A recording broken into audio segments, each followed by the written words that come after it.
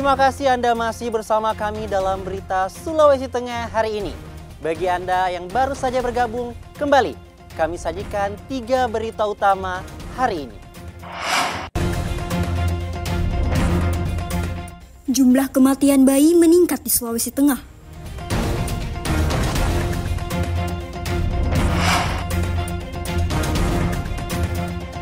Atlet tinju mengikuti seleksi Pekan Olahraga Pelajar Daerah.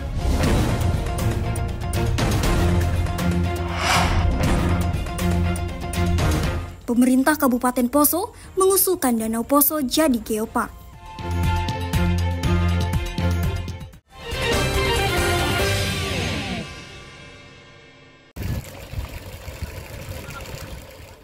Danau Poso sebagai salah satu destinasi wisata tidak hanya memiliki kekayaan dan keindahan alam yang mengagumkan, tapi juga nilai sejarah.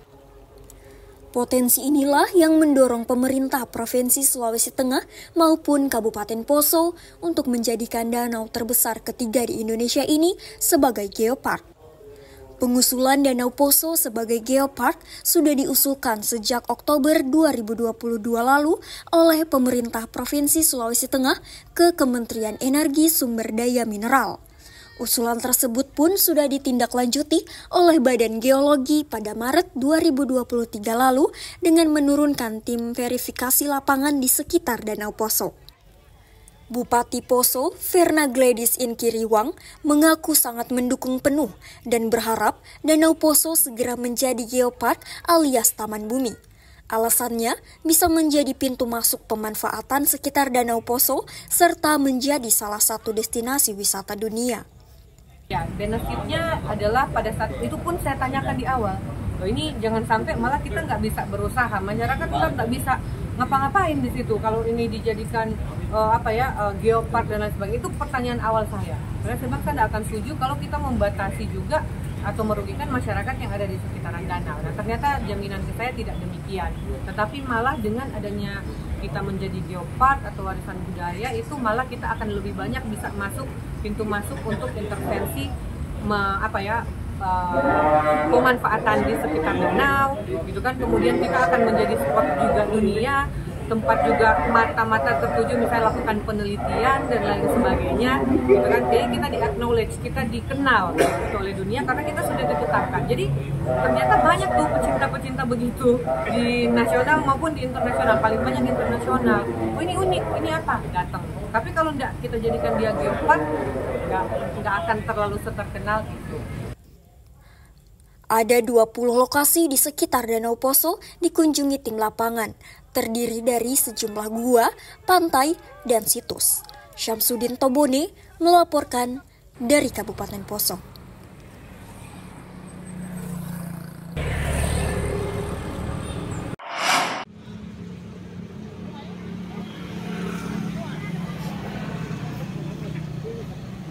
Selain kue dan kuliner tradisional, pisang menjadi salah satu incaran warga yang merayakan Lebaran. Pisang raja merupakan jenis pisang yang paling dicari sehingga harganya pun melonjak. Tidak hanya menjadi makanan pelengkap, pisang juga digunakan untuk selamatan menyambut Lebaran. Seperti halnya penjual pisang di Desa Watatu, Kecamatan Banawa Selatan, Kabupaten Donggala, mengaku beberapa hari menjelang Lebaran Idul Adha, permintaan pisang raja yang oleh masyarakat setempat dikenal dengan sebutan pisang gapi ini mengalami peningkatan. Yasin, salah seorang penjual pisang, mengaku permintaan pisang khususnya pisang raja meningkat hingga sehari sebelum Lebaran Idul Adha. Jika hari biasa ia jual seharga Rp5.000 per sisir, maka kini melonjak hingga Rp25.000. Ini 1 tahun 1 kali. Hanya untuk Lebaran besar haji baru bisa dijual. Oh, berarti ini hanya untuk Lebaran haji ya, atau Idul Adha? Iya, Idul Adha. Pisang gapi tidak hanya laris di Donggala, tapi juga hingga ke kota Palu. Selama ini, pisang tersebut tidak hanya dijual di wilayah Donggala, tapi juga di sejumlah pasar tradisional di kota Palu. Julianus K. melaporkan dari Donggala.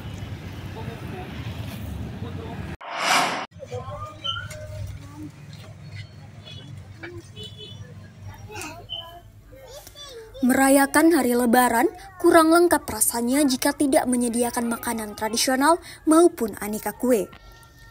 Iya, kue kering merupakan salah satu hidangan untuk menjamu tamu atau kerabat yang datang bersilaturahmi di hari Lebaran. Bukan hanya kuliner tradisional, kue kering juga jadi sasaran warga pada Hari Raya Idul Adha. Toko-toko yang menjajakan aneka kue kering diserbu pembeli sebelum Lebaran. Salah satu toko yang ramai dikunjungi warga adalah toko Madinah Snack di Jalan Kemiri, Kelurahan Kamonji, Kecamatan Palu Barat, Kota Palu. Di toko ini banyak dijumpai aneka macam kue kering, mulai dari nastar, kue rambutan, kue kacang, aneka keripik, dan kue-kue lainnya.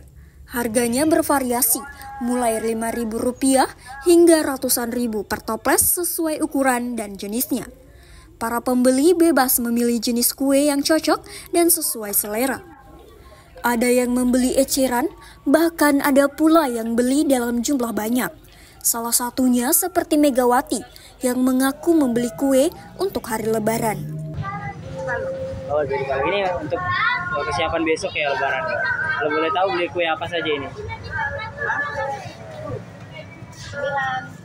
Banyak. Oh, banyak ya untuk siap-siap untuk besok. Sementara Yola, pedagang kue, mengaku tokonya tak pernah sepi sepekan hingga 1 hari menjelang Idul Adha tahun ini. Meski tak seramai momen Idul Fitri, namun orderannya boleh dibilang padat. Ini rame nggak ini jelang Lebaran 1 hari jelang? Rame, alhamdulillah. Jadi buka sampai jam berapa? Bukanya dari jam 8 pagi sampai jam 10 malam. Tapi kalau dibanding Idul Fitri sama ramenya atau Lebih rame lagi di situ. tapi tetap ada permintaan banyak. Kue kering memang menjadi pilihan bagi pembeli. Mengingat bahannya yang awet serta praktis untuk disajikan dan dinikmati. Syahrul Cahya melaporkan dari Palu.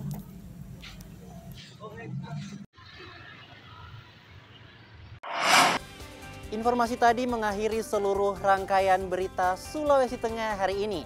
Atas nama rekan kerja yang bertugas, saya, Fatur Rahman, mengucapkan terima kasih atas kebersamaan Anda. Sampai jumpa dan selamat beraktivitas. Songgom Puasi Tabe.